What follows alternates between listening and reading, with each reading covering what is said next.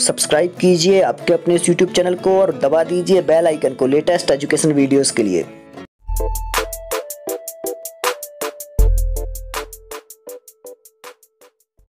साथियों, यहाँ पर लौकिक साहित्य से संबंधित प्रश्न हैं और आप लोग इसके पहले के वीडियो की प्लेलिस्ट में जाकर के देखें जिससे कि आपका अभ्यास और अच्छा हो।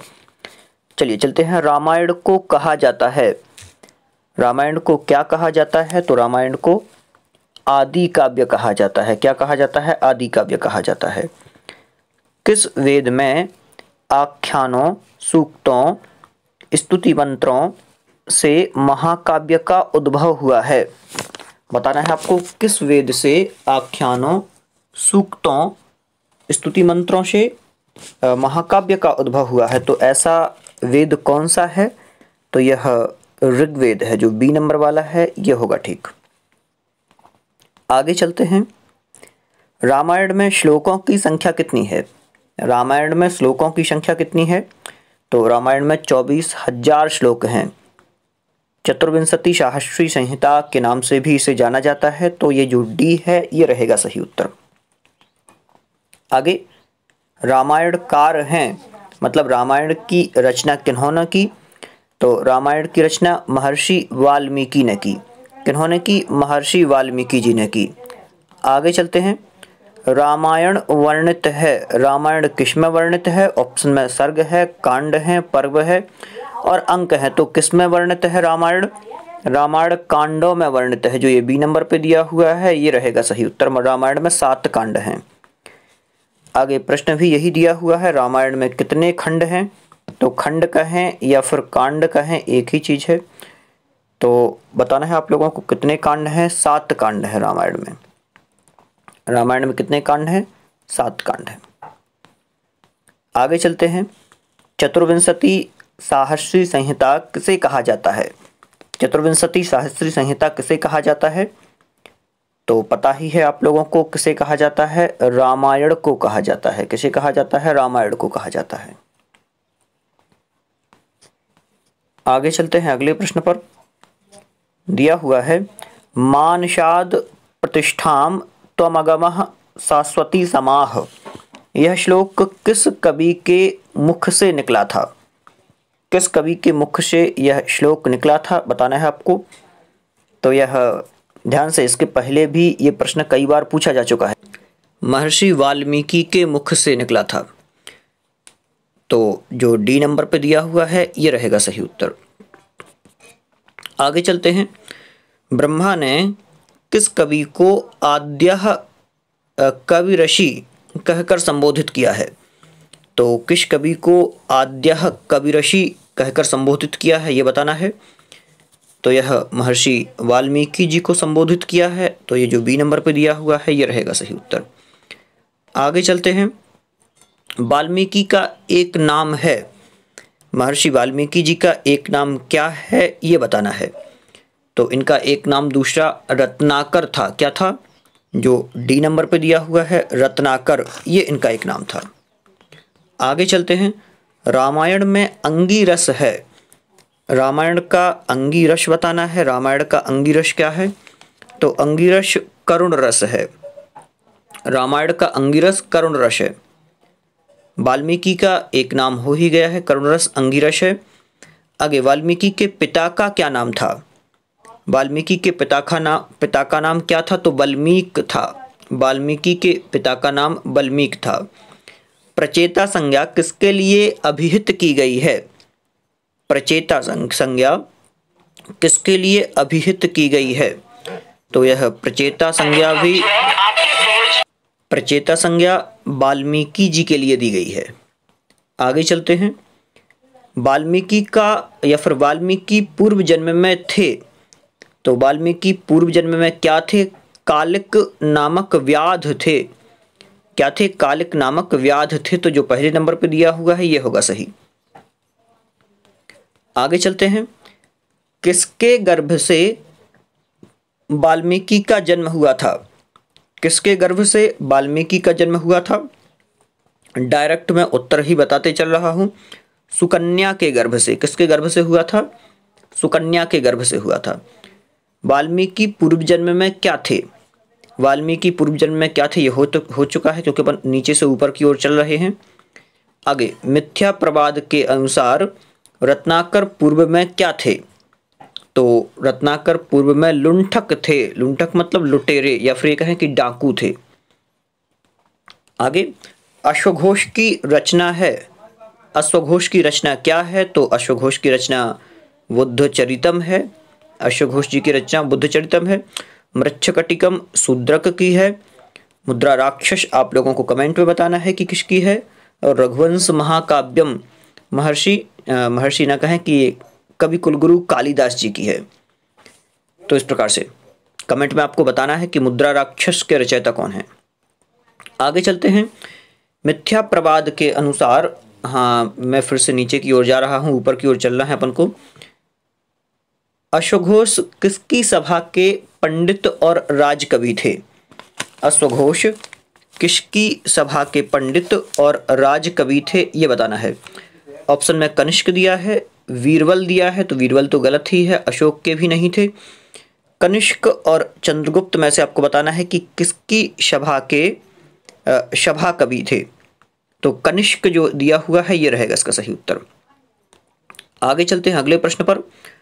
अश्वघोष कृत महाकाव्यों की संख्या कितनी है? तो अश्वघोष के 2 महाकाव्य हैं। आपने सुना होगा सौंदरानंद का नाम और बुद्धचरितम का नाम, तो इनके 2 महाकाव्य हैं। आगे चलते हैं। अश्वघोष की रचना नहीं है, यहाँ पर अश्वघोष की रचना कौन सी नहीं है ये बताना है। ऑप्शन में जानकी हरण है, शारिपुत्र प्रकरण है, ये तो इनका है ही, सूत्रालंकार भी है और सौंदरानंद भी है, सौंदरानंद। तो जानकी हरण जो है ये रहेगा इसका सही उत्तर। जानकी हरण इनकी रचना नहीं है। आगे चलते हैं। अश्वघोष के बुद्धचरितम का आधार है। अश्वघोष के बुद्धचरितम का आधार बताना है। आधार क्या है? विष्णु पुराण है, ललित विस्तर, महाभारत या फिर रामायण है। तो सही क्या रहेगा? ललित विस्तर अश्वघोष के बुद्धचरितम का ये आधार है। आगे, बुद्धचरितम में कितने सर्ग हैं? मैं थोड़ा सा बहुत सारे प्रश्नों को और कम टाइम में पूरी करने की कोशिश कर रहा हूँ। बुद्धचरितम में कितने सर्ग हैं ये बताना है। तो बुद्धचरितम में 28 सर्ग हैं। कितने? 28 सर्ग हैं। आगे चलते हैं। बुद्धचरितम का पात्र नहीं है। बुद्धचरितम का पात्र नहीं है, कौन नहीं है? यशोधरा, अज, शुद्धोदन और सिद्धार्थ। तो ये तो सारे के सारे पात्र हैं, लेकिन ये नहीं है, तो यही हमारा सही उत्तर होगा, अज। ये रघुवंश आदि महाकाव्यों में हैं। चलते हैं आगे। दिया हुआ है अश्वघोष की माता का नाम क्या था? अश्वघोष की माता का नाम क्या था? तो अश्वघोष की माता का नाम सुवर्णाक्षी था। क्या था? सुवर्णाक्षी। आगे दिया हुआ है बुद्धचरितम किस विधा का ग्रंथ है? बुद्धचरितम किस विधा का ग्रंथ है? नाटक, चंपू काव्य, गद्य या फिर महाकाव्य। तो बुद्धचरितम क्या है ये आपको बताना है। बुद्धचरितम एक महाकाव्य है, तो जो डी नंबर पे दिया हुआ है ये होगा इसका सही उत्तर। आगे, अश्वघोष का अन्य नाम भी है। अश्वघोष का अन्य नाम क्या है? काली प्रसाद, कालला प्रसाद, शिव या फिर बौद्ध भिक्षु। तो अश्वघोष को बौद्ध भिक्षु भी कहा जाता था। आगे दिया है बुद्धचरितम का चीनी भाषा में अनुवाद हुआ था। चीनी भाषा में अनुवाद हुआ था, कब हुआ था चीनी भाषा में अनुवाद? तो ये 404 ईस्वी में हुआ था बुद्धचरितम का चीनी भाषा में अनुवाद। आगे, अश्वघोष का अन्य नाम भी है। अश्वघोष का अन्य नाम क्या है? ये हो चुका है, हाँ पर नीचे से ऊपर की ओर चल रहे हैं, हमेशा ऊपर से नीचे की ओर चलता हूँ। अश्वघोष की रीति क्या है?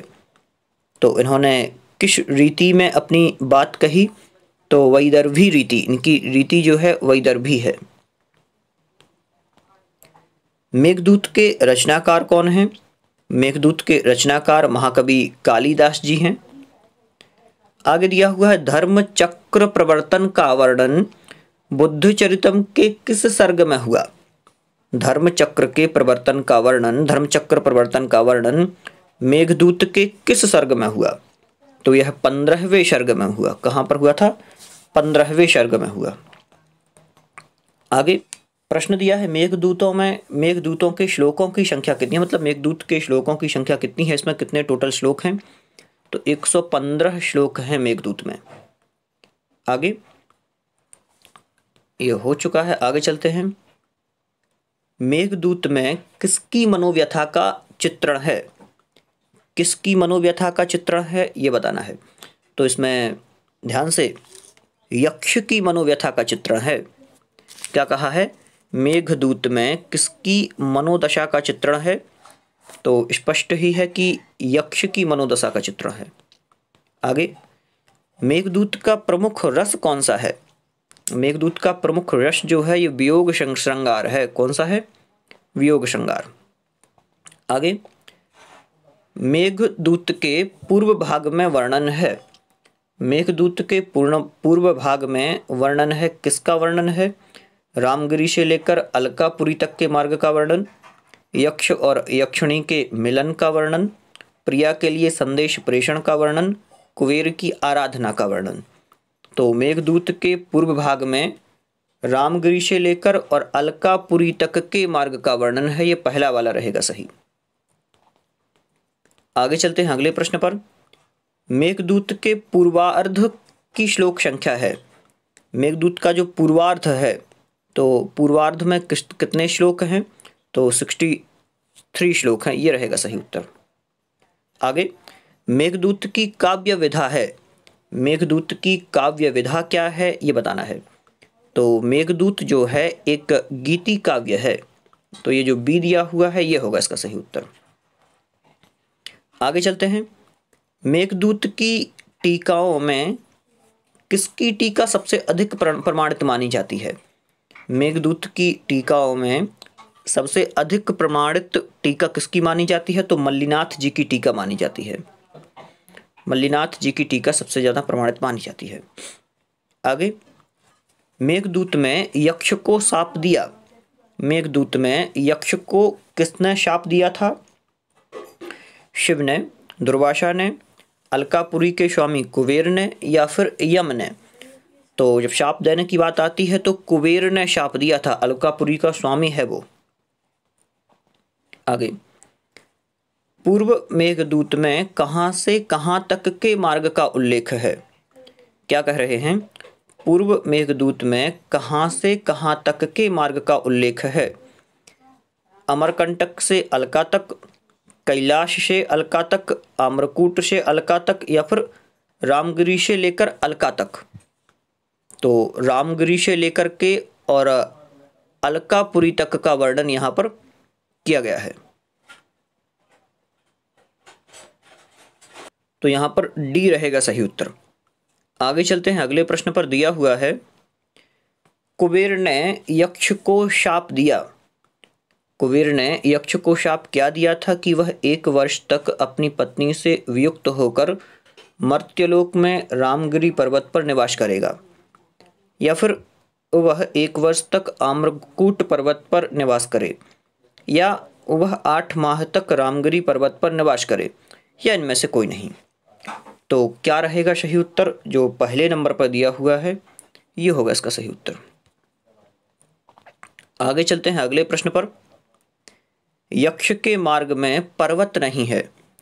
यक्ष का जो मार्ग था, तो यक्ष के उस मार्ग में पर्वत कौन सा नहीं है? हिमाचल, आम्रकूट, उदयाचल या फिर देवगिरी? तो कौन सा पर्वत उसके मार्ग में नहीं आ रहा था ये आपको बताना है। तो पर्वत कौन सा नहीं आ रहा था? तो जो वी नंबर पे दिया हुआ है उदयाचल नाम का पर्वत, तो ये उदयाचल नाम का पर्वत वहां पर नहीं आ रहा था। ये होगा सही। यक्ष के मार्ग में नदी नहीं है। कौन सी नदी नहीं है उसके मार्ग में? निर्विंध्या, यमुना, क्षिप्रा या चर्मनवती? तो ये तो सारी की सारी थी, लेकिन जो यमुना नदी है, यमुना नदी का वर्णन वहां पर नहीं आया है। तो यही होगा सही उत्तर।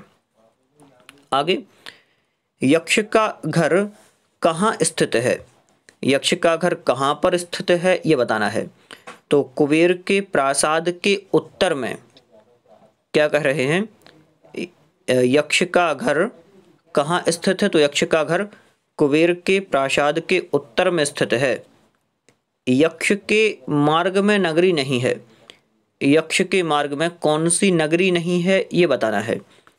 तो अब यहाँ पर आपको नगरी का नाम सोच करके बताना है कि कौन सी नगरी यक्ष के मार्ग में नहीं पड़ती है। अलका है, विदिशा भी है, उज्जैनी भी है, लेकिन अयोध्या नगरी का वर्णन वहां पर नहीं आया है। आगे चलते हैं अगले प्रश्न पर। मंदम मंदम नुदति अंश किस ग्रंथ से उद्धृत है? मंदम मंदम नुदति अंश यह किस ग्रंथ से उद्धृत है? तो ये पूर्व मेघ से उद्धृत है, क्योंकि उत्तर मेघ और पूर्व मेघ दोनों ऑप्शन में हैं। तो ये आपको याद रखना है, ये पूर्व मेघ से उद्धृत है। कहाँ पर? नीचे वाले पर टिक करना है, ऊपर वाले पे मैंने टिक किया है। ये वाला है प्रश्न पूर्व मेघ पर। हाँ, स्त्रीणामाद्यम प्रणय वचनम विभ्रमो हि प्रियेषु। तो सूक्ति किस ग्रंथ से उद्धृत है?